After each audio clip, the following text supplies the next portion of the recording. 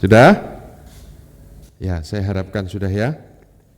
Oke, pagi hari ini saya akan sedikit melanjutkan tentang Roh Kudus. Ada satu hal yang cukup menggelitik hati saya untuk saya pelajari, kemudian saya ingin membagikan ini kepada Bapak Ibu.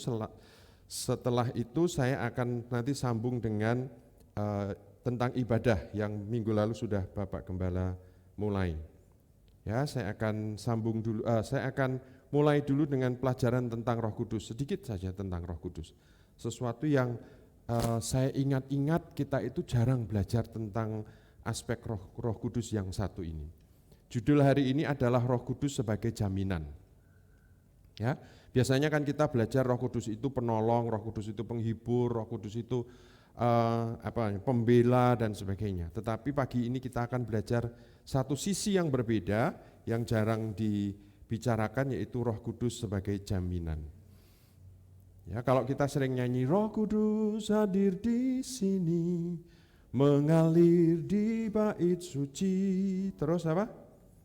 Perkara ajaib pun terjadi, kuasa mujizat nyata.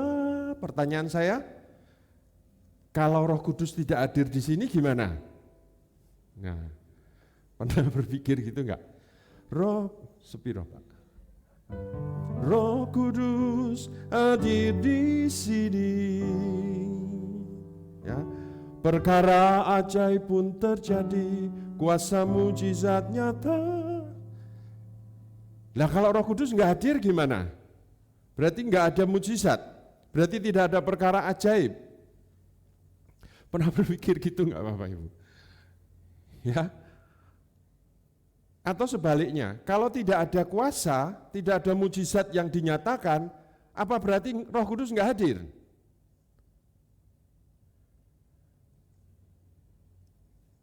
Oke?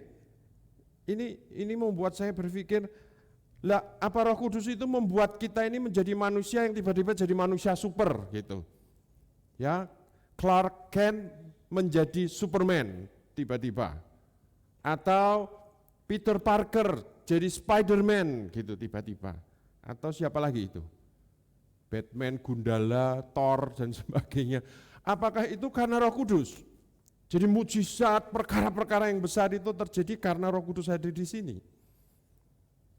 Ya, umumnya yang menjadi pusat perhatian kita ketika kita belajar tentang Roh Kudus adalah kejadian-kejadian hebatnya, mujizatnya, perkara-perkara yang besar yang terjadi. Dan yang lebih mengerikan lagi Bapak Ibu, kita berpikir bahwa perkara-perkara yang dimunculkan oleh Roh Kudus itu dimulai di loteng Yerusalem. Sebelumnya enggak ada. Sebelumnya itu kan eranya Yesus gitu. Eranya Allah Bapa, era Yesus, kemudian eranya Roh Kudus. Bapak Ibu, kalau Bapak Ibu teliti mundur baca sebelum Kisah Rasul, ya nanti kita akan menemukan bahwa ketika 40 hari Yesus bersama-sama dengan muridnya setelah dia bangkit di hari Paskah, 40 hari ada satu kali peristiwa di mana Yesus menghembuskan Roh Kudus kepada murid-muridnya. Itu belum loteng Yerusalem loh Bapak Ibu. Ya, jadi artinya pemahaman kita tentang karya Roh Kudus itu jangan dibatasi loteng Yerusalem, bukan. Sebelum itu Roh Kudus sudah berkarya. Ya, terus buka lagi di materi yang di handphone Bapak Ibu. Ya, yang ada di Kejadian pasal yang pertama ayat yang kedua. Sudah ketemu? Ya, Kejadian pasal yang pertama ayat yang kedua, kalau kita baca di dalam bahasa aslinya, di sana dituliskan ayat yang pertama, Bereshit bara Elohim, ya, Allah Elohim, Bereshit pada mulanya Allah menciptakan, Bereshit bara Elohim, Hasyamayim we et haares, Hasyamayim dan haares, langit dan bumi. Sayangnya Bapak Ibu, kalau kita baca di bahasa Indonesia, itu membatasi cara berpikir kita. Langit dan bumi. Kalau kita berpikir tentang langit itu terus otak kita mikirnya apa? Langit, angkasa, betul? Terus bumi, bulat, biru, muter gitu ya. Langit dan bumi gitu. Itu kalau kita berpikirnya seperti itu Bapak Ibu, itu bertentangan loh dengan ayat-ayat selanjutnya. Karena di ayat selanjutnya itu baru dipisahkan antara daratan dan lautan. Ya, jadi saya mendorong Bapak Ibu, yuk belajar dari bahasa-bahasa aslinya, itu indah sekali kalau kita baca. Ya, Beresit bara Elohim et hasyamayim vh ares. Yes, nanti kita belajar tentang itu sendiri ya, karena saya sedang mengarahkan kepada yang berhubungan dengan Roh Kudus. Ayat yang kedua, oke. Haares, ya, langit dan bumi tadi itu, hasyamayim dan haares. Terus ayat yang kedua dikatakan haares hayitah tohu fabuhu. Buminya itu belum berbentuk Bapak Ibu.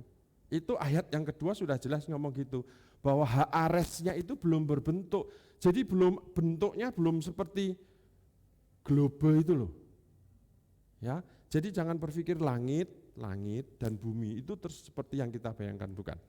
Ya, sekarang ayat yang kedua.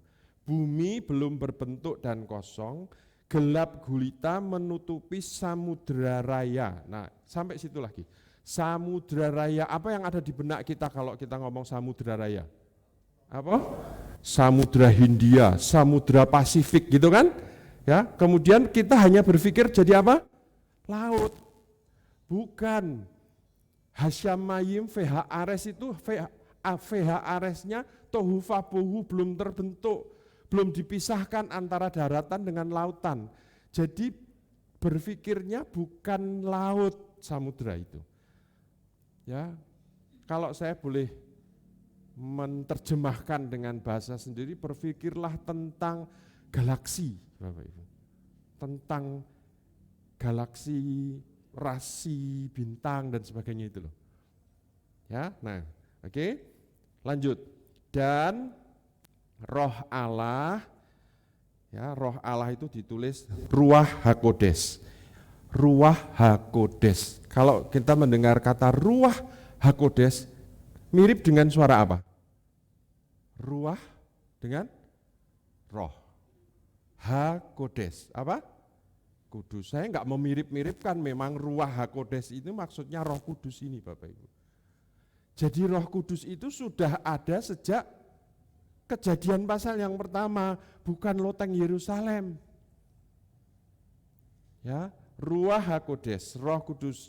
Baca di handphone Bapak Ibu. Dan Roh Allah apa? Melayang-layang. Melayang-layang gitu ya. Bayangan kita gitu enggak? Ini bayangan saya, mungkin saya aja yang terlalu naif gitu. Jadi Roh Allah melayang-layang di atas lautan gitu ya. Wih, mengepakkan sayap naik tinggi begitu. Turun lagi. Ya, Ruach HaKodes, Roh Kudus. Roh Kudus Merachephet. Ya, saya mau kita belajar dari bahasa-bahasa seperti ini supaya kita ini punya pemahaman yang benar. Ruach HaKodes Merachephet Alpanehamayim. Ruach HaKodes Merachephet. Merachephet itu bukan dalam arti melayang-layang pakai dua sayap gitu, bukan.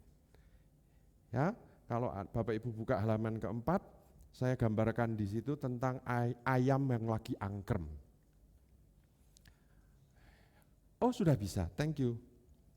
Ayam yang lagi angkrem. Nih, ini namanya Merachephet. Merachephet itu artinya melingkupi, tapi dia bukan hanya melingkupi diam saja, karena ini aktif continuous, jadi melingkupi dan bergetar.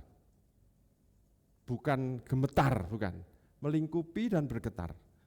Ini kayak kalau Bapak Ibu kita punya ayam, nanti kita bisa lihat Merachephet itu seperti itu. Jadi diterjemahkan melayang-layang itu karena apa? Dia melingkupi dan bergetar. Ayam itu kalau angkrem, dia itu enggak asal duduk loh Bapak Ibu. halah kesel, ngok gitu, pecah kabeh ndok. Ya, dia itu jinjit, ya apa? Dia bertahan untuk duduk itu bukan meletakkan badannya gitu enggak. Dia apa kuwi? Ya. Jadi dia bertahan dengan kekuatan, kalau kita mungkin pakai paha gini ya, melingkupi. Ya kalau bahasa Indonesia mungkin kalau terjemahan ini bahasa LAI itu kan dibuat tahun 70-an ya.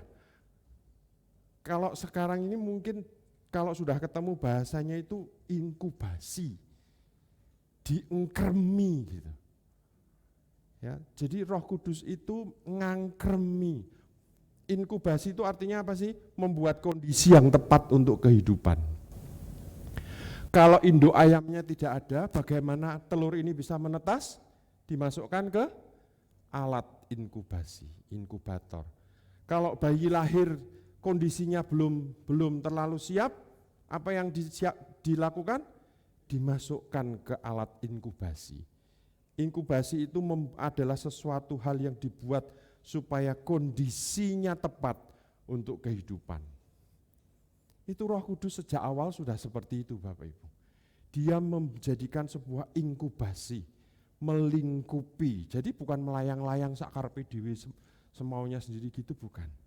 Dia membuat supaya Hasyamayim VHRS itu dia merah kefet supaya apa? Supaya jadi apa yang diciptakan. Ya, jadi Allah Bapa di situ, Allah Roh Kudus di situ. Kemudian apa? Yehior, Vayehior. Berfirmanlah Allah tentang terang, maka terang itu jadi. Ya, Yesus, Sang Firman Logos, ya, yang menjelma menjadi Yesus. Jadi ketika kita berkata Allah Tritunggal, kita punya pemahaman yang sama. Sejak di Kejadian pasal yang pertama, Allah Roh Kudus, Allah Bapa, Allah Anak itu sudah bekerja bersama-sama. Ya, nah kita perhatian ke merah kefetnya itu. Ketika kita belajar tentang Roh Kudus yang sudah hadir sejak di Kejadian yang pertama, terus dia bekerja terus sampai di loteng Yerusalem itu. Ya, konsentrasi kita seringkali hanya berpikir bahwa kamu akan menerima kuasa kalau Roh Kudus turun ke atas kamu, gitu kan? Ya, tiba-tiba kamu akan menjadi Superman gitu ketika Roh Kudus turun ke atas kamu. Ya, menerima kuasa itu bukan tiba-tiba kita menjadi manusia superpower melakukan mujizat, melakukan kesembuhan. Kalau tidak ada mujizat, tidak ada kesembuhan, berarti mempertanyakan di mana merah kefet itu tadi. Ya, tetapi sebuah kesadaran bahwa Roh Kudus itu bersama-sama dengan kita sejak Yesus naik ke surga. Dia memberikan Roh Kudus untuk meyakinkan kita bahwa proses merah kefet itu tetap terjadi, Bapak Ibu. Proses inkubasi, proses di mana ada satu kekuatan, ada satu kuasa yang membuat segala sesuatu yang kita mau jadikan itu bisa terjadi. Itu arti kata merah kefet, itu arti kata kamu menerima dunamos, kuasa. Bukan tiba-tiba jadi Superman, bukan. Tiba-tiba jadi orang yang bisa hadir dan menyatakan mujizat-mujizat, bukan seperti itu.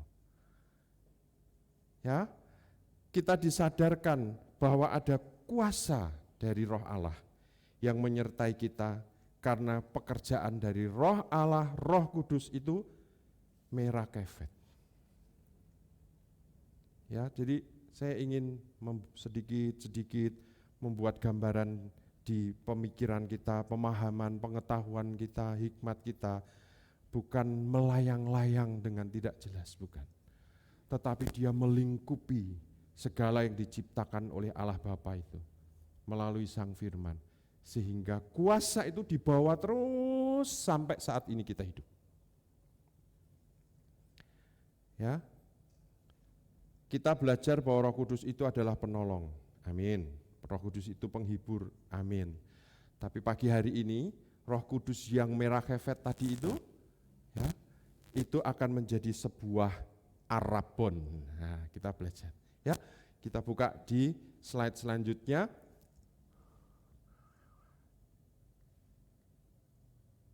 2 Korintus pasal yang pertama ayat yang ke-22. 2 Korintus yang pertama ayat yang ke-22. Bunyinya apa?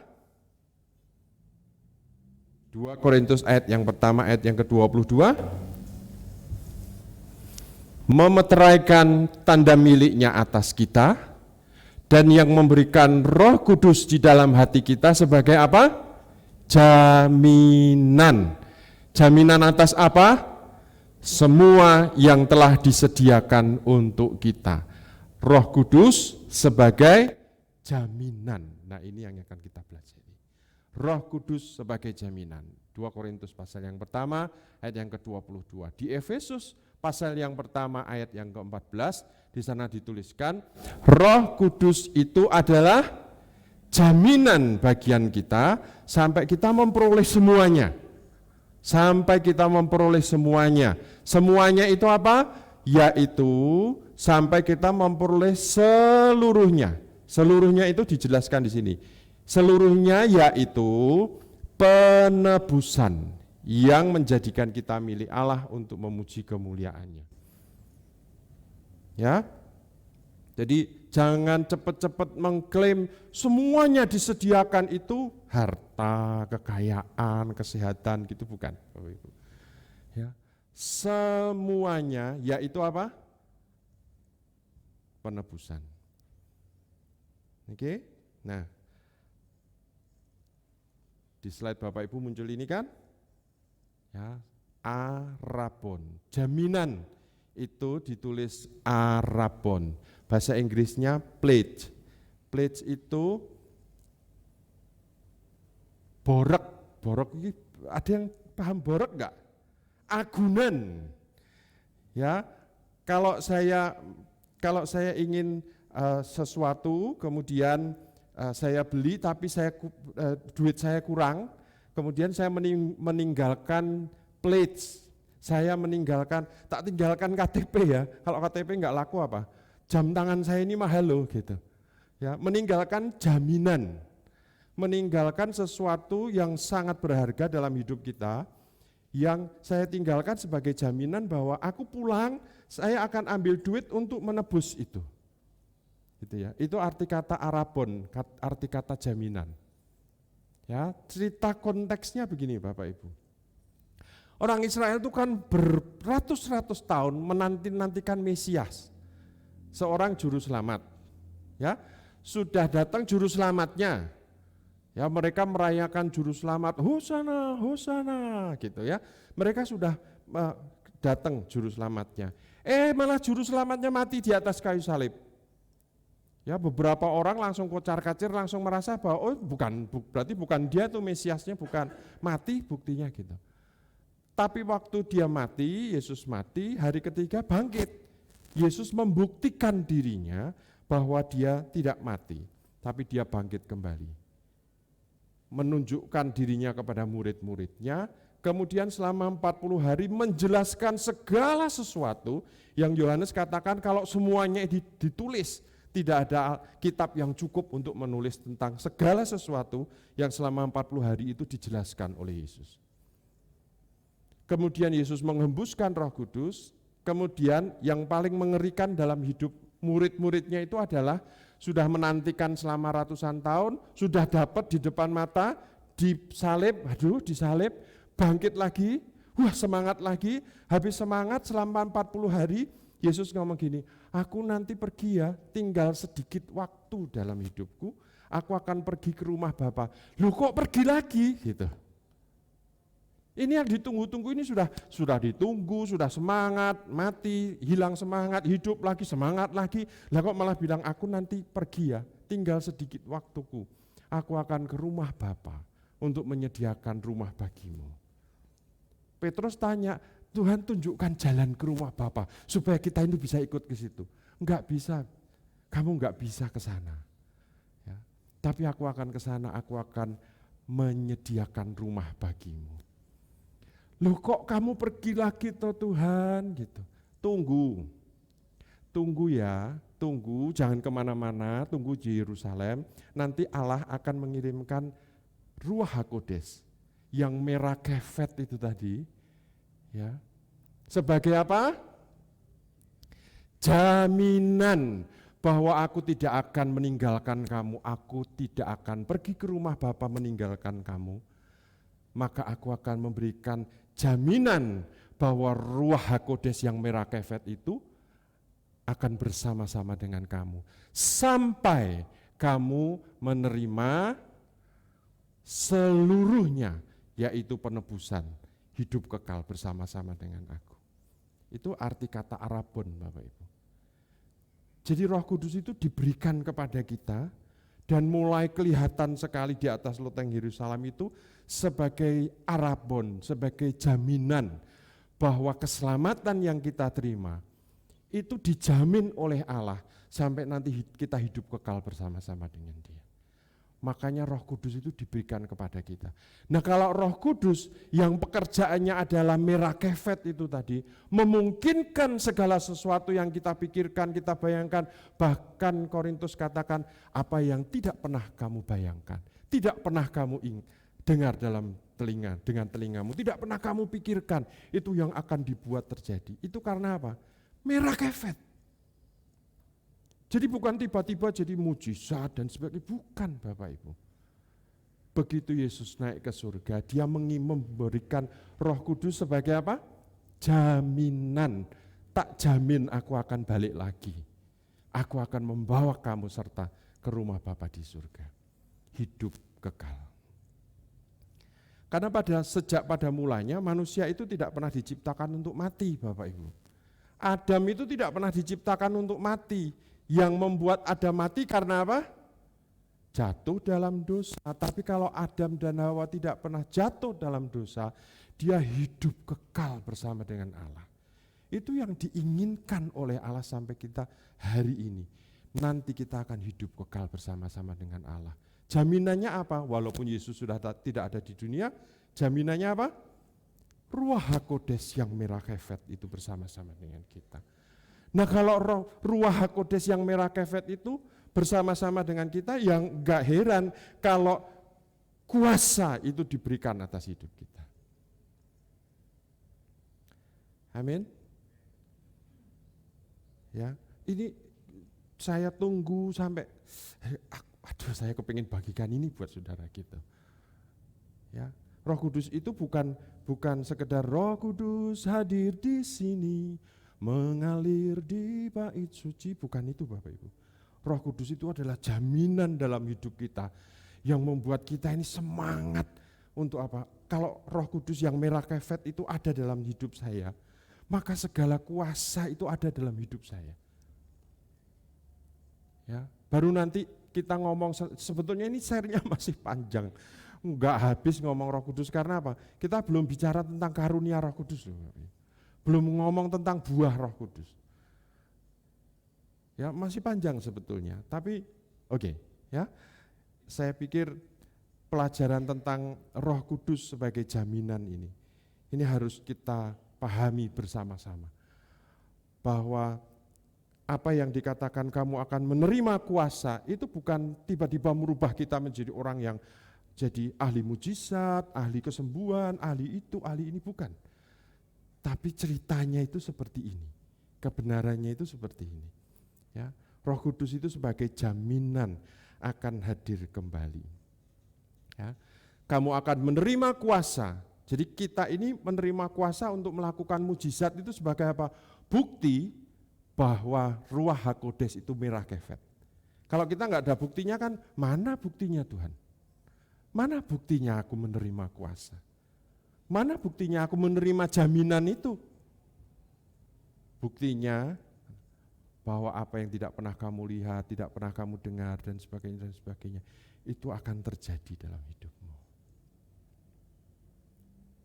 Amin. Ya, Roh Kudus itu diberikan dalam hidup kita sebagai sebuah jaminan keselamatan. Ya, jadi Bapak Ibu jangan pernah berpikir kalau aku mati masuk surga enggak.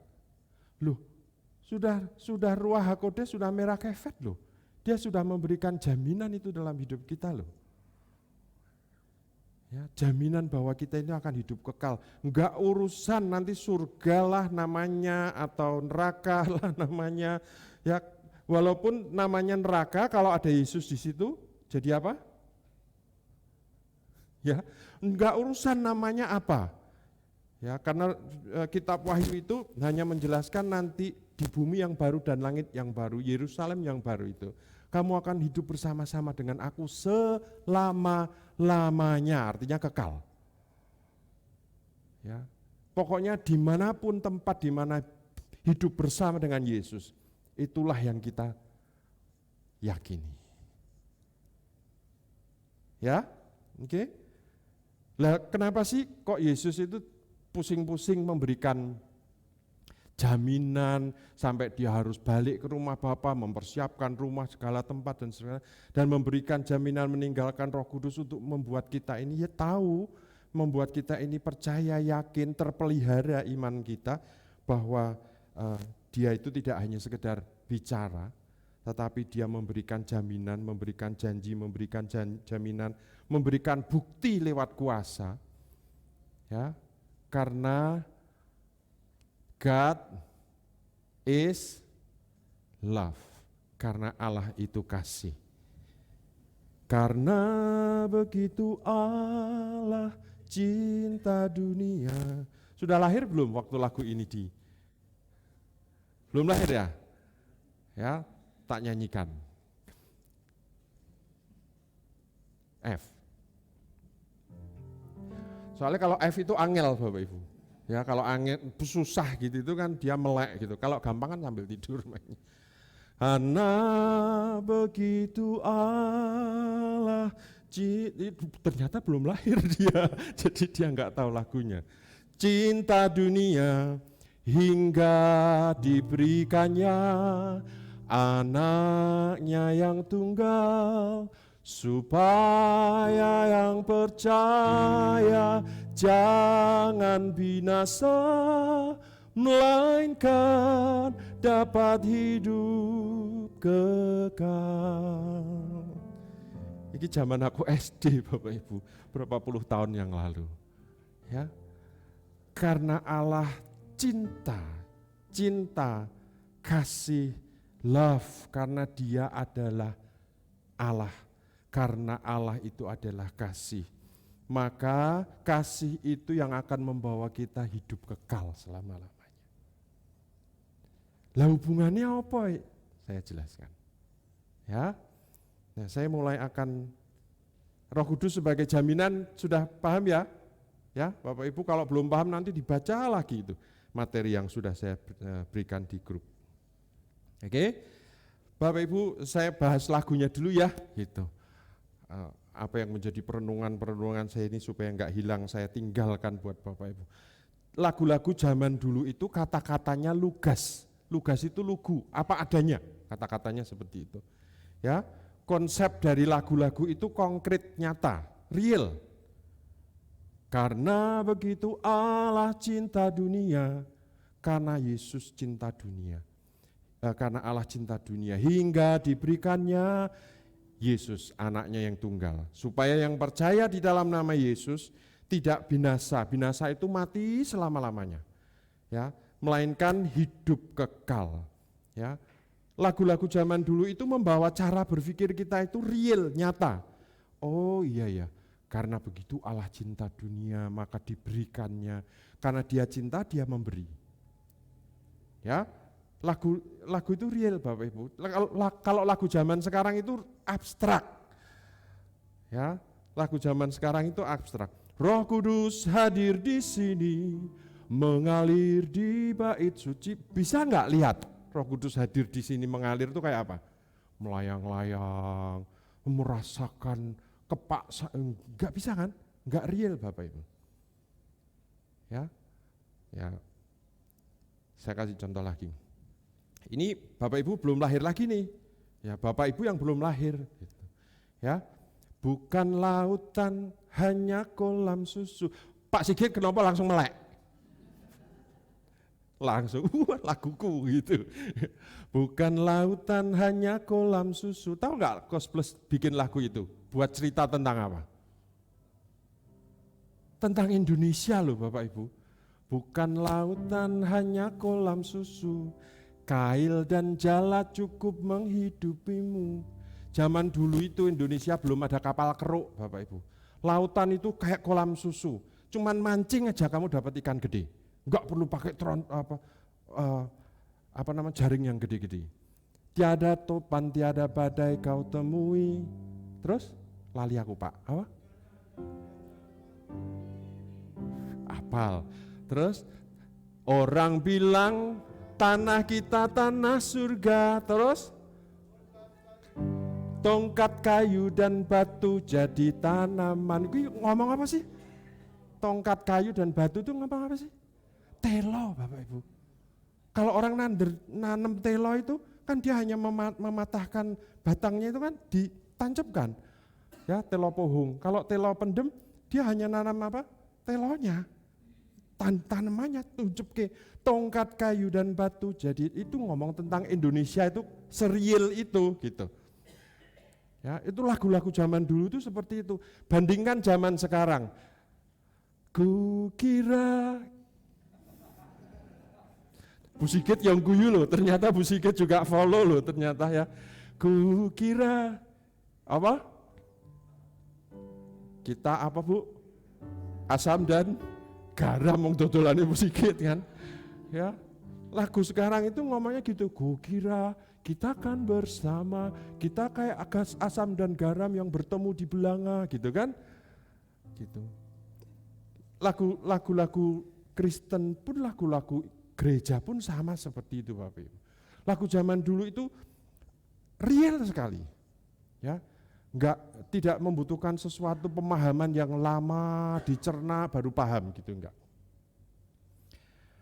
Ya. Nah, oke, itu tentang lagu ya. Saya enggak ngomong bahwa lagu-lagu yang kita nyanyikan zaman sekarang itu salah, bukan. Ya, karena itu adalah sebuah perubahan zaman, perubahan konsep berpikir. Sekarang sudah zaman handphone, ya sudah zaman teknologi, semuanya sudah berubah. Oke, tetapi hanya satu yang tidak boleh berubah dalam hidup kita, yaitu apa?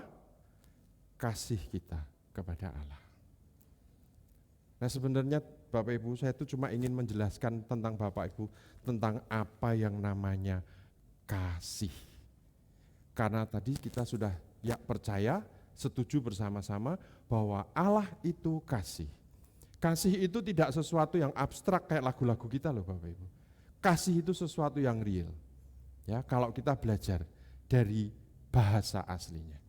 Kasih itu ditulis ahavah. Itu arti kata kasih atau love atau dalam bahasa Yunaninya agape. Ya, bahasa Ibraninya itu ahavah. Kenapa dia bisa menjadi ahavah? Ya, ahavah itu muncul dari 3 huruf ini. Ya, kalau bahasa Ibrani itu bacanya dari sini ke sana, kebalik. Ya, ini ahavah. Ahavah itu berasal dari kata ahav, alef, he, bet. Alef, he, bet, ahav. Alef itu Allah Bapa, Bapak Ibu. Alef itu dari kata aluf yang artinya adalah Allah Bapa. Bet itu adalah bait, rumah. Sekarang kita bisa connecting kan bahwa Allah bersemayam di bait Allah kita ini. Ya, jadi ini adalah huruf aksara yang pertama yang melambangkan Allah Bapa, ini adalah aksara yang kedua yang melambangkan kita, bait, rumah sebagai tempat kediaman Bapa. He-nya ini apa? He itu artinya memberi. Jadi arti kata kasih itu artinya Allah Bapa yang memberi kepada kita umatnya. Itu arti kata kasih. Ya, jadi kasih itu bukan sesuatu yang abstrak. Kasih itu adalah tindakan yang real. Karena begitu besar Allah cinta dunia hingga apa Bapak Ibu? Hingga dia pemberi. Itu namanya kasih. Nah, jangan sampai hidup kita ini kayak lagu-lagu itu berubah sesuai dengan zaman. Kasih kita berubah sesuai dengan zaman. Kitab Wahyu aja nulis kok, aku memuntahkan kamu karena apa? Kehilangan kasih yang mula-mula. Kehilangan kasih. Kasih itu bukan aku cinta padamu dan gak melakukan apa-apa. Bukan, namanya kasih itu memberi. Mengapa suami harus mengasihi istrinya? Karena suami harus memberikan segala sesuatu dalam hidupnya kepada istrinya. Ya. Tak beri semua Bapak Ibu. Pulang kerja, gajian, kabeh tak kayak ini bojoku. Ya, yang pegang ATM itu bojoku. Tapi aku ya pegang ding ya. Dia pegang ATM-nya, saya pegang M-Banking-nya. Ya. Bapak Ibu percaya enggak? Sampai hari ini, kalau sudah malam gitu, sudah mau tidur, saya itu laporan, dia laporan sama kita, tadi aku ambil uang segini untuk ini. Saya laporan, tadi aku ambil uang segini untuk ini. Ya. Kok jadi cerita itu sih? Ya, kasih ahaf, itu adalah sebuah tindakan real untuk memberi. Ya, jadi ini bukan sesuatu yang abstrak, ini adalah sesuatu yang real.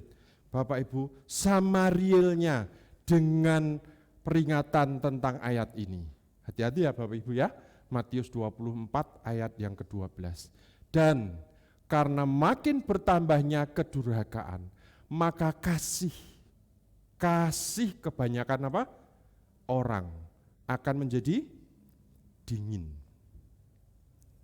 Ya Bapak Ibu. Nah, durhaka itu bukan durhaka malin kundang, baru kelinting, durhaka kepada, bukan Bapak Ibu. Ya, bukan durhaka yang seperti itu. Durhaka itu ditulis dalam bahasa Yunani anomian, anomian. A itu tidak.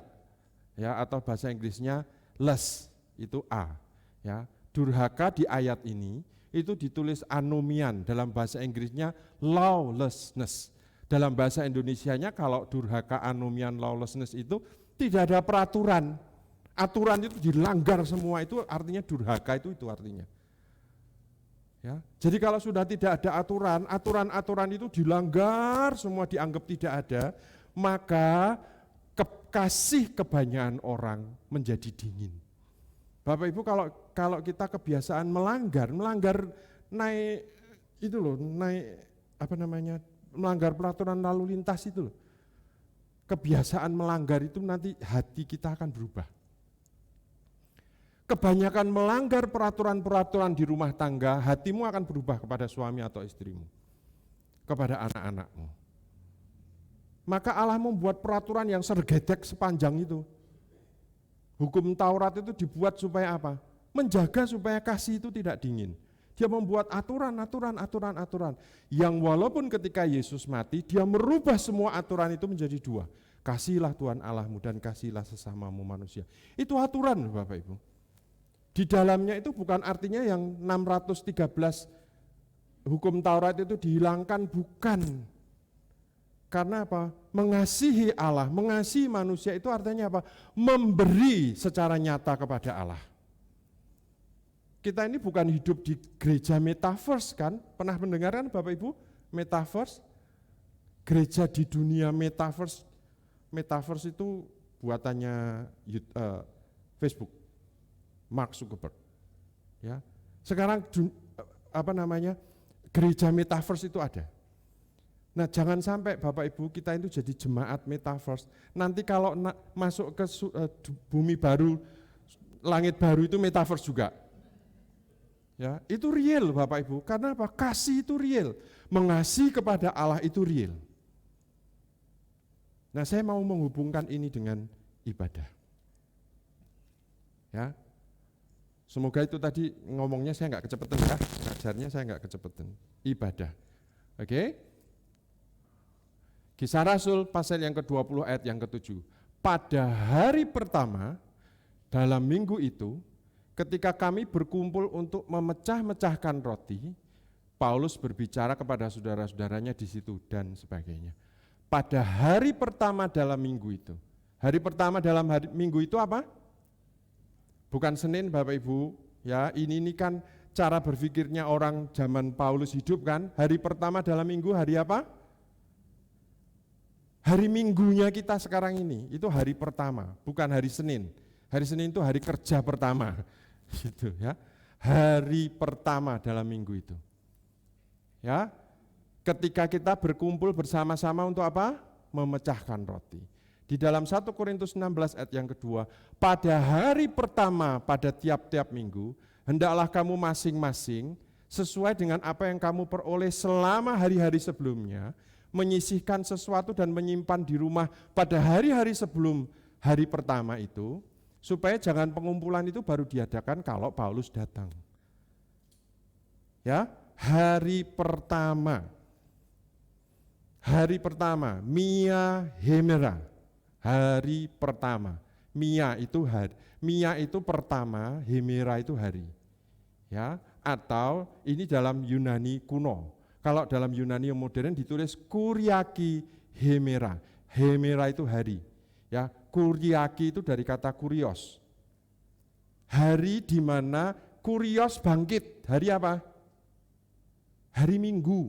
Jadi Mia Hemera, Kuriaki Hemera itu adalah peringatan hari pertama dalam minggu itu. Makanya orang Kristen, orang Nasrani itu dari kata Nasaret karena Yesus orang Nasaret, pengikutnya Yesus orang Nasaret itu disebut Nasrani, ya kan? Itu membedakan diri, ibadahnya bukan Sabat di hari Sabtu, tapi ibadahnya adalah Mia Hemera sebagai peringatan akan kebangkitan rajanya, kurios. Mereka beribadah di hari Minggu, Bapak Ibu. Sampai hari ini kita mengapa menurunkan itu dalam ibadah kita. Hari ini adalah Kuriaki Hemera, Mia Hemera, hari di mana Allah bangkit. Hari pertama dalam minggu itu, ketika kita apa? Jadi aturan-aturannya apa Bapak Ibu? Hari pertama kita harus apa? Berkumpul. Untuk apa? Memecahkan roti. Memecahkan roti kalau kita pelajari memecahkan roti, ya. Lakukanlah ini sebagai apa? Peringatan akan aku. Anamnesis peringatan. Jadi hari pertama, hari Minggu, waktu kita berkumpul bersama-sama untuk anamnesis akan Yesus, kita membawa persembahan, itu ibadah Bapak Ibu. Kebaktian hari ini loh.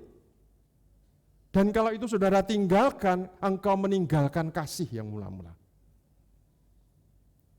Saya tidak berkata bahwa tidak harus hari Minggu harus, enggak. Tapi saya sedang mengajarkan kepada Bapak Ibu, ini loh yang Alkitab tulis. Kalau kita meninggalkan ibadah itu seperti ini loh Bapak Ibu. Ya, saya melihat orang-orang yang saya kasihi itu merasa cukup dengan menikmati ibadah online. Anamnesisnya enggak ada, berkumpulnya enggak ada. Kita mau lihat hari Mia Hemera itu hari pertama hari Minggu itu disebut Yom Rishon atau Yom Ehad. Ya, kamu mau Yom Ehad ya silahkan, kamu mau Yom Sheni ya silahkan, kamu mau Yom Selisi silahkan, Senin, Sheni, Selisi, Selasa, Yom Revi'i, Rabu gitu ya. Terus sampai hari Jumat. Ya, Sabtu itu Sabat, Sabaton, Sabatu makanya namanya itu. Oke. Nah ini zaman kuno ada lagunya Bapak Ibu. Hari ini harinya Tuhan, mari kita bersukaria. Lagunya kalau kuno itu realnya kayak gini. Hari ini harinya Tuhan, mari kita bersukaria. Hari ini harinya Tuhan. ora sing dadak mikir-mikir di mana gitu ya, berabstrak-abstrak gitu, enggak. Real, hari ini harinya Tuhan, kita bersukaria. Gitu. Ya. Kalau mau ngorek-ngorek tentang ibadah itu masih banyak lagi. Tapi saya ingin mengingatkan pada Bapak Ibu Saudara sekalian, ya, bagaimana kita ini menjaga kasih kita itu dengan beribadah bersama-sama. Makanya di bahasa Arab lebih enak didengarnya. Jamaah, apa? Hoi jamaah gitu. Ya. Jamaah, berjamaah. Hari Senin, Selasa, Rabu, Kamis, Jumat, Sabtu kita berdoa sendiri-sendiri, beribadah sendiri-sendiri di rumah masing-masing, berdoa sendiri-sendiri, ya. Menyembah Tuhan sendiri-sendiri, tapi hari Minggu kita berapa? Jamaah, berjemaat. Makanya gereja kita disebut GBI apa? Jemaat Pondok Daud. Bukan jemaat metaverse Bapak Ibu, bukan jemaat online, bukan. Karena kita berjamaah bareng-bareng. Ya? Oke? Udah ya? Saya punya catatan-catatan, jadi kalau saya khotbah itu saya nyatet ininya, tampilannya itu, saya juga nyatet keterangannya Bapak Ibu. Nah kalau mau nanti tinggal minta sama Ferin. Ferin bingung, gitu. Pokoknya minta sama tim multimedia, ya mereka punya. Sampai saat keterangannya ini kalau Bapak Ibu mau saya ada. Oke? Yuk kita renungkan, kita belajar bersama-sama. Banyak sekali yang pagi hari ini kita belajar tentang Ruach HaKodes, Roh Kudus yang merakefet, Roh Kudus yang melingkupi, menjadi jaminan dalam hidup kita. Tentang kasih, bahwa kasih itu bukan satu perasaan, bukan hanya perasaan, tapi kasih itu adalah sebuah tindakan yang nyata. Tindakan ketika kita melangkahkan kaki, dengan segala keberadaan kita melangkahkan kaki, untuk berjumpa, berkumpul bersama dengan saudara-saudara kita yang lain, beribadah berjamaah. Itu kasih yang karena dorongan dari Allah Roh Kudus itu memampukan kita untuk beribadah bersama-sama. Terima kasih Bapa, terima kasih Yesus, terima kasih Allah Roh Kudus yang sudah memberikan kepada kami satu dunamos, satu kuasa, satu kemampuan untuk menyerap, menerima, belajar tentang kebenaran firman Tuhan. Supaya kami ini tidak berhenti menjadi orang-orang yang mendengarkan saja, tetapi kami menjadi pelaku dalam kebenaran firman-Mu. Sehingga dengan tekun, dengan sabar, dengan iman yang terus terpelihara, kami ini menanti-nantikan kenyataan akan kedatangan-Mu yang kedua kali, menjemput kami untuk masuk ke dalam kehidupan yang kekal. Terima kasih karena pagi hari ini kami belajar tentang kebenaran-kebenaran yang Alkitab tuliskan, supaya ibadah kami ini tidak menjadi dingin, karena kami kehilangan peraturan-peraturan dalam hidup kami. Karena kami menganggap enteng aturan-aturan yang sudah Tuhan beri dalam hidup kami. Bantu kami supaya kami ini sadar bahwa peraturan-peraturan itu dibuat supaya hati kami, kasih kami itu senantiasa panas di hadapan Tuhan. Terima kasih Bapa, kami mengucap syukur. Kami berterima kasih. Kala kami bersyukur, Roh-Mu bekerja. Ajar kami memuliakan nama-Mu.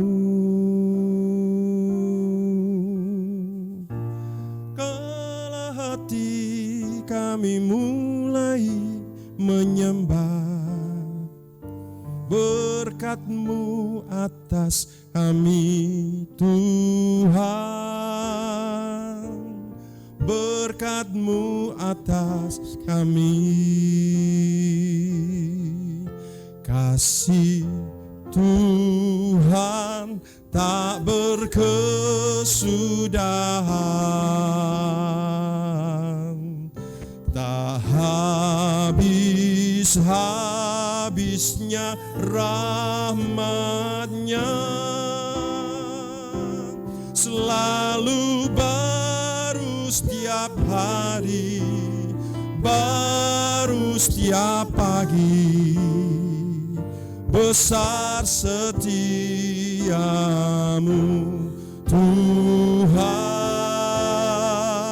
besar setiamu.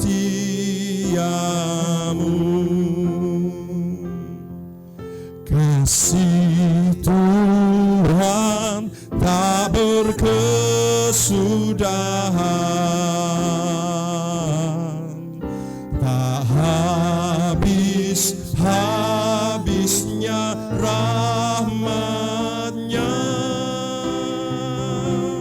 selalu baru setiap hari, baru setiap pagi. Besar setiamu Tuhan, besar setiamu.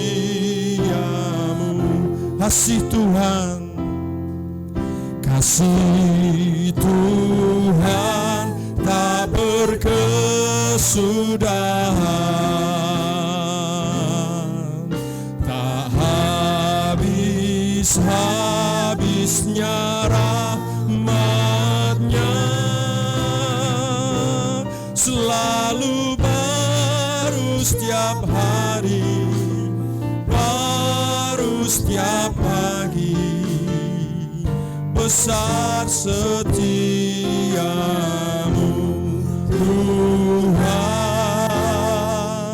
besar setiamu.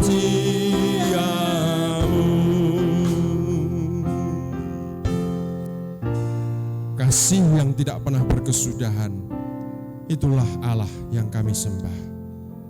Dan kasih itu yang Engkau tinggalkan dalam hidup kami hari-hari ini, supaya kami menjaganya dengan penuh kesungguhan.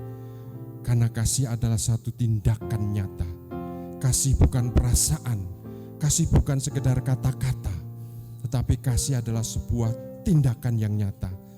Untuk kami ini datang memberikan waktu, datang memberikan tenaga, datang memberikan uang, datang memberikan berkat, datang memberikan perhatian, berkumpul bersama-sama dengan saudara-saudara kami yang lain, satu dengan yang lain saling menguatkan, saling bertegur sapa, saling menanyakan kabar, saling mendorong, saling menasihati, saling mendoakan.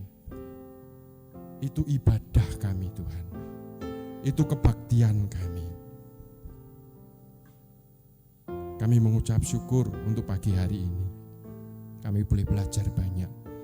Terima kasih Bapa, kami bersyukur, kami berdoa di dalam nama Tuhan Yesus Kristus.